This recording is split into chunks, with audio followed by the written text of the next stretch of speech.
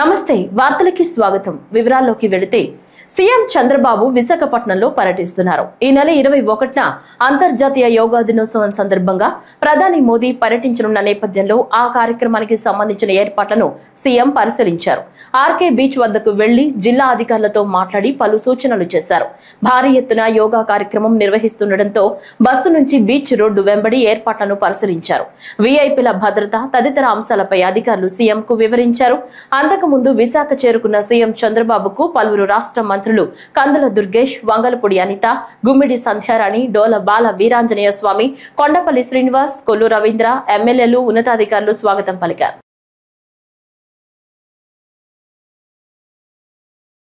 పల్నాడు జిల్లాలో గురజాల మాజీ శాసనసభ్యులు కాసు మహేష్ రెడ్డి సమావేశం నిర్వహించారు. ఈ సందర్భంగా మాట్లాడుతూ పల్నాడు ప్రాంతంలో పిడుగురాళ్ల వద్ద 50 ఎకరాల్లో మెడికల్ కాలేజీ మా ప్రభుత్వంలో 540 కోట్లతో నిర్మాణం చేపట్టామని కాసు మహేష్ రెడ్డి అన్నారు. ఇప్పుడు 90% హాస్పిటల్, 70% మెడికల్ కాలేజీ పూర్తి చేశామన్నారు. కూటమి ప్రభుత్వం వచ్చిన తర్వాత ఒక్క అడుగు కూడా ముందుకు కదలలేదని స్థానిక శాసనసభ్యులు ఎరపతినేని శ్రీనివాసరావు సంవత్సరం నుంచి పట్టించుకోవడం లేదని ఆరోపించారు. ఇప్పటికైనా ముఖ్యమంత్రి చంద్రబాబు నాయుడు మెడికల్ కాలేజీని రివ్యూ చేయాలని, పల్నాడు ప్రజలు మరియు పార్టీలకు అతీతంగా సెల్ఫీ వీడియోలు పంపించాలని కోరుతున్నామన్నారు. 6 నెలల్లో మెడికల్ కాలేజీని పూర్తి చేసి ప్రజలకి అందుబాటులోకి తేవాలని డిమాండ్ చేస్తున్నారు. ఈ రోజున మేమందరం పల్నాడు జిల్లాకే తలమానికమైన YSR government medical college hospital ఆవరణలో ఉన్నాం. మీరే చూస్తున్నారు, ఈ బిల్డింగ్లే సజీవ సాక్షి.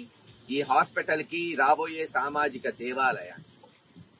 పల్నాడు ప్రాంతం గురజాల, మాచర్ల కలుపుకొని 10 లక్షల జనాభా ఉంటే కనీసం 50 పడకల హాస్పిటల్ కూడా లేదు. స్వతంత్రం వచ్చినప్పటి నుంచి 1947 నుంచి 2019 72 సంవత్సరాలు.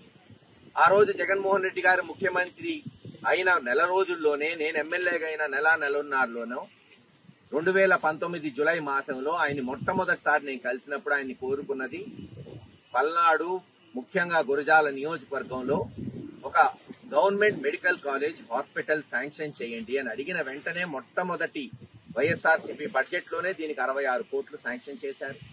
ఆ తర్వాత భూమి సేకరణ కొరకు, ఆ తర్వాత జవహర్ రెడ్డి గారి ద్వారా కేంద్ర ప్రభుత్వం దృష్టికి తీసుకెళ్లి 200 కోట్లు శాంక్షన్ చేయించాం.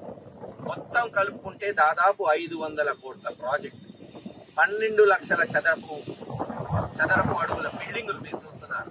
Medical hospital, college, nursing college కూడా తీసుకొచ్చాం. అలాగే హాస్పిటల్ దాదాపు 500-600 పడకల హాస్పిటల్. కంటి నొప్పి, కాలు నొప్పి నుంచి గుండె నొప్పి వరకు, క్యాన్సర్ వరకు అన్ని వ్యాధులు ఉచితంగా ఇక్కడ చికిత్స అందించేటట్టు, స్టాఫ్ కి క్వార్టర్స్, ఇలా అన్ని ఒకేసారి బ్రహ్మాండమైన ఢిల్లీ ఆర్కిటెక్ట్ తో ఈ రూపకల్పన చేయడం జరిగింది. 50 ఎకరాలు హైవేకి విస్తరంగా, కేవలం మన జిల్లానే కాదు, అవసరమైతే హైవేలో ఎక్కడైనా యాక్సిడెంట్ జరిగితే తెలంగాణ వాళ్ళు కూడా ఉపయోగపడేటట్టు దీన్ని నిర్మాణం మొదలుపెట్టి 2-3 సంవత్సరాల క్రితం హాస్పిటల్ మీరు చూస్తే 90% పూర్తయింది. కాలేజీలు 70% పూర్తయింది 2024 జూన్ కల్లా. ఆ రోజు వైఎస్ఆర్ మెడికల్ కాలేజ్ హాస్పిటల్ ప్రారంభం కూడా చేశాం మేము. ఇంకా పరికరాలు కానీ, బెడ్స్ కానీ, దీంట్లో కావాల్సిన సామాగ్రి మొత్తం కూడా కాంట్రాక్టర్ దాంట్లోనే ఉంది. దానికి మళ్ళీ సపరేట్ గా కాంట్రాక్ట్ చేయక్కర్లేదు, వేరే వాళ్ళు తేక్కర్లేదు, వాళ్లే తెచ్చి పెడతారు. కేవలం గవర్నమెంట్ డాక్టర్స్ ని, నర్సుల్ని గవర్నమెంట్ అలొకేట్ చేసి వెంటనే హాస్పిటల్ మొదలుపెట్టిందని జూన్ కల్లా. సంవత్సరం దాటిపోయింది, హాస్పిటల్ మొదలు పెట్టడం చూస్తున్నారు. అంత నిర్మానుషంగా ఏదో ఒక 50 మంది, 1000-1500 మంది పనిచేసేవాళ్ళు. ఒక్కొక్కసారి నైట్ అంతా కళకళలాడుతూ లైట్స్, దారిన హైవే మీద పోయేవాళ్ళు. అనేక మంది తెలుగుదేశం నాయకులు కూడా నాకు ఫోన్ చేసి చెప్పేవాళ్ళు, సార్ ఏంది సార్ బ్రహ్మాండంగా కళకళలాడుతుంది, ఎంత పెద్ద ప్రాజెక్ట్ వచ్చింది. కానీ సంవత్సరం నుంచి తెలుగుదేశం అధికారంలోకి వచ్చినప్పటి నుంచి దీనిని మూలలు పడేశారు. వైఎస్ఆర్ కాంగ్రెస్ పార్టీ రాష్ట్ర కోఆర్డినేటర్ సజ్జల రామకృష్ణారెడ్డికి Toleti Srikanth, YSR Congress party artisan cell రాష్ట్ర అధ్యక్షులు, ఆంధ్రప్రదేశ్ విశ్వ బ్రాహ్మణ కార్పొరేషన్ మాజీ చైర్మన్ పుట్టినరోజు శుభాకాంక్షలు తెలిపారు.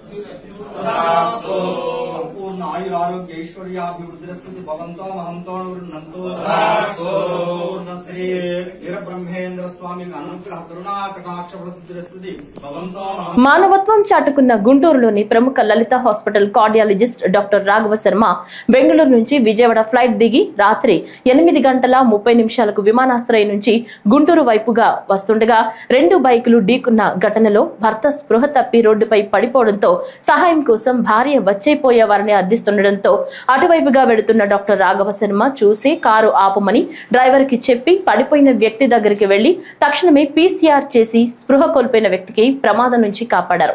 తల నుంచి బాగా రక్తం కారుతుండటంతో డాక్టర్ రాఘవ శర్మ పేషెంట్ ని స్వయంగా మోసుకుని వెళ్లి అంబులెన్స్ ఎక్కించి హాస్పిటల్ కి తరలించారు. మానవతా దృక్పథంతో ఆపదలు ఉన్న వారిని కాపాడినందుకు స్థానికులు సంతోషం వ్యక్తం చేశారు. Gannavaram traffic CI Prasad traffic ని క్లియర్ చేసి డాక్టర్ శర్మకు ధన్యవాదాలు తెలిపారు.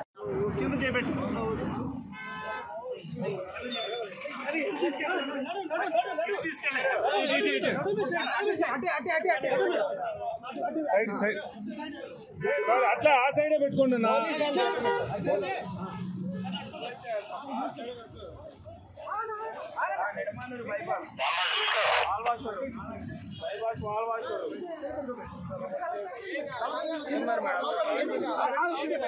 కంగారు పడకమ్మ ఎలా జరిగింది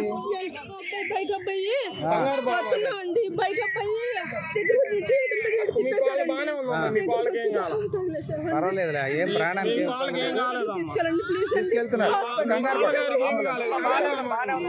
పడకమ్మ కంగారు పడ కంగారు బానే ఉంది ఆయన గుంటూరు డాక్టర్ గారు ఆయన పెద్ద డాక్టర్ గారు ఆయన చూశారు గుంటూరు డాక్టర్ గారు టైంకి ఇక్కడికి వచ్చారు నీకేం ఇబ్బంది లేదు ఏం ఇబ్బంది లేదు నువ్వు కంగారు పడదు కంగారు కళ్ళు మూసుకో కంగారు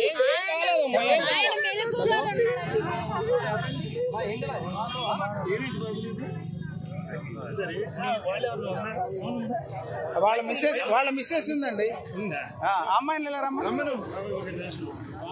ఏమ్మా వెళ్ళారా కంగారు పడకండి కంగారు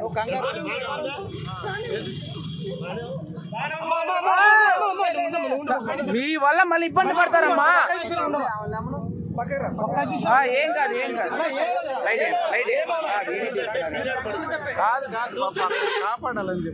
ఎన్టీఆర్ జిల్లా విజయవాడ వ్యవసాయ మార్కెట్ కమిటీ చైర్మన్ గా టీడీపీ సీనియర్ నాయకులు నర్రా వాసు బాధ్యతలు స్వీకరించారు.